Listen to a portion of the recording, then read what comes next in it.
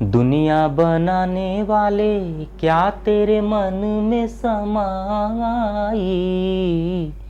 काहे को दुनिया बनाई तूने, काहे को दुनिया बनाई।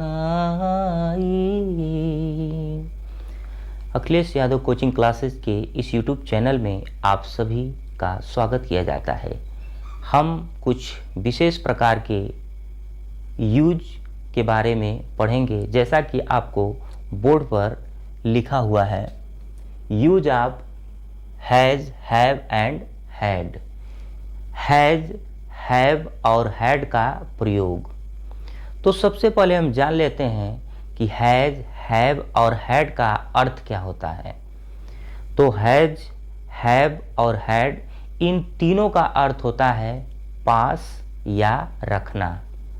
तो पास या रखना के संदर्भ में हम हैज़, हैव और हैड का प्रयोग करते हैं। दूसरा पॉइंट देखते हैं, हैज़, हैव का जो प्रयोग है वो हम प्रेजेंट टेंस में करते हैं, जबकि जो हैड है उसका प्रयोग हम पास्ट टेंस में करते हैं। हैज़, हैव का भी अर्थ हो गया रखना और हैड का भी अर्थ हो गया रखना। अंतर क्या है कि हैज़, हैव का प्रयोग हमें प्रेजेंट टेंस में करना है और हैड का प्रयोग हमें पास्ट टेंस में करना है। अब देखिए हैज़ का प्रयोग हम किन के साथ करेंगे। तो हैज़ का प्रयोग ही, सी, इट और एक वचन कर्ता के साथ। जैसे कोई नाम हो गया, राम, श्याम, दिनेश, सुरेश, रमेश, इन सब के साथ हम हैज़ का प्रयोग करेंगे। और हैव का प्रयोग आई, यू, वी, दे और प्लूरल नंबर के साथ, जैसे राम और श्याम, दिनेश और रमेश, सुरेश और श्याम आदि, इन सब के साथ हम हैव का प्रयोग करेंगे, लेकिन किस टेंस में? प्रेजेंट टेंस में।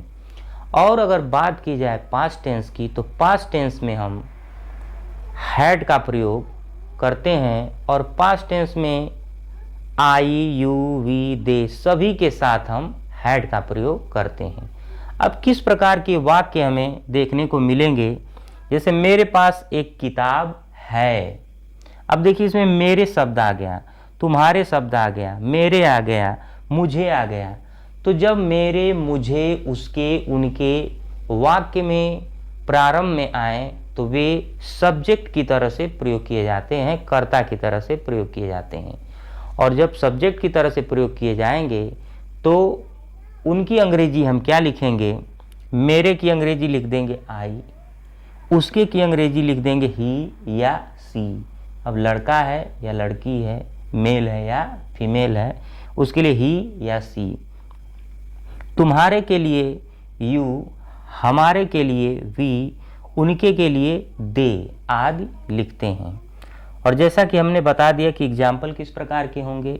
मेरे पास एक किताब है, तुम्हारे पास एक रेडियो थी। अब देखिए है तो प्रेजेंट टेंस हो गया, था, थी, थे आ जाए तो समझ लेंगे कि वो पास्ट टेंस हो गया। मेरे 5 भाई हैं। अब देखिए मेरे 5 भाई हैं यानी मैं 5 भाई रखता हूँ, यानी मेरे खुद के रिलेशन में, यानी कि मेरे सगे 5 भाई हैं। मुझे सर दर्द है, तो शरीर में जो भी रोग हमको दिखाना हो तो वो अपने पास ही होता है, इसलिए उसमें भी हम हैज़, हैव, हैड का प्रयोग करेंगे।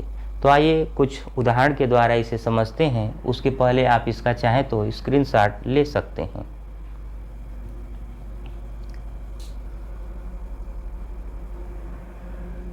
चलिए अब उदाहरण के द्वारा हम इन वाक्यों को समझने का प्रयास करते हैं और इन प्रयोगों को समझते हैं कि कैसे इसका प्रयोग करना है।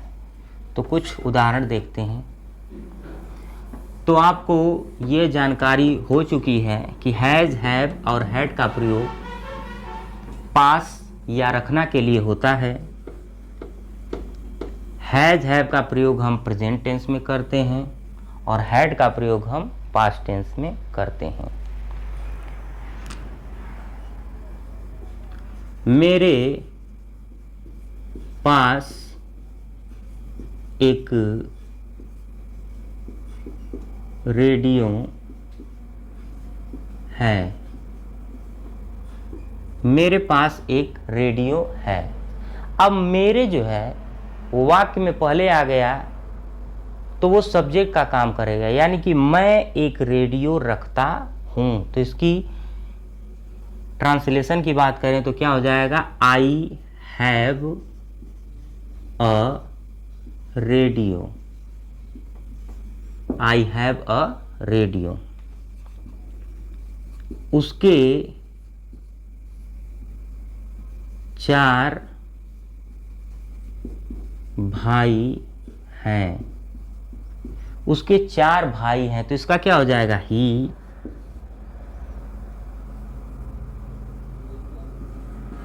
Has 4 brothers.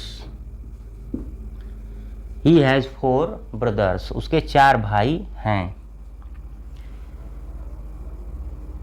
अब देखिए यहां पर हैं आ गया तो हम क्या लिख सकते हैं, दे हैव 4 ब्रदर्स। ये कि उसके आया है तो उसके लिए हम ही का ही प्रयोग करेंगे। उनके 4 भाई हैं तो उसके लिए हम क्या करते, दे का प्रयोग करते, दे हैव 4 ब्रदर्स। हमारे पास एक बंदूक है। हमारे पास एक बंदूक है, तो हमारे की अंग्रेजी क्या हो जाएगी, we have a gun. We have a gun. हमारे पास एक बंदूक है। अब इधर एक एग्जाम्पल देखते हैं। तुम्हारे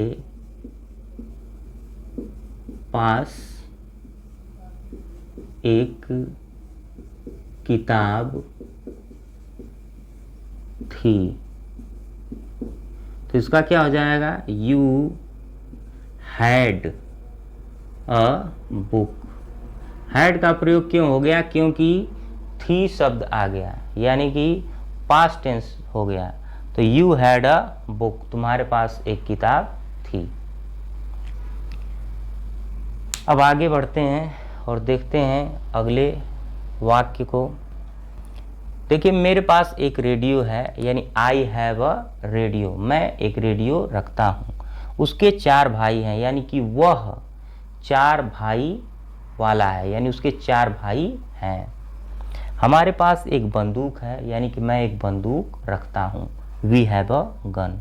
तुम्हारे पास एक किताब थी, यानी कि यू हैड अ बुक। तुम एक किताब रखते थे।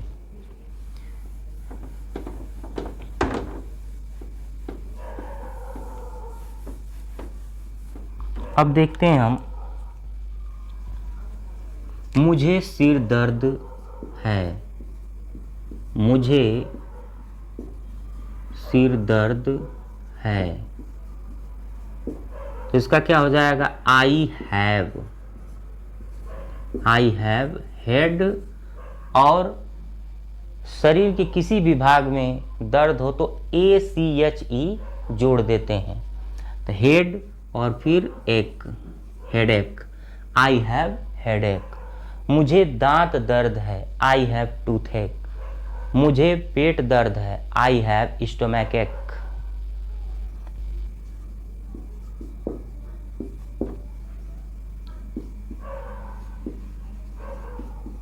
तुम्हारे पास एक काला घोड़ा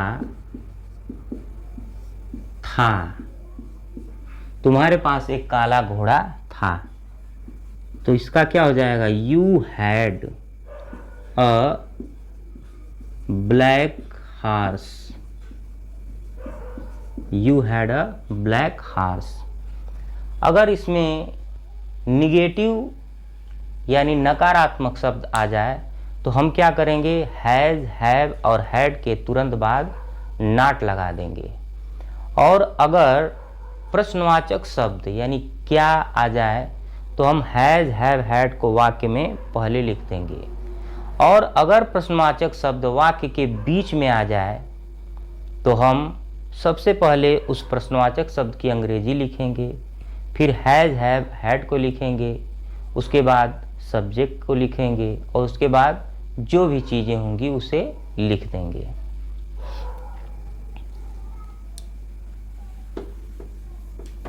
तो इस तरह से हमने हैज़, हैव और हैड के प्रयोग के बारे में सीखा।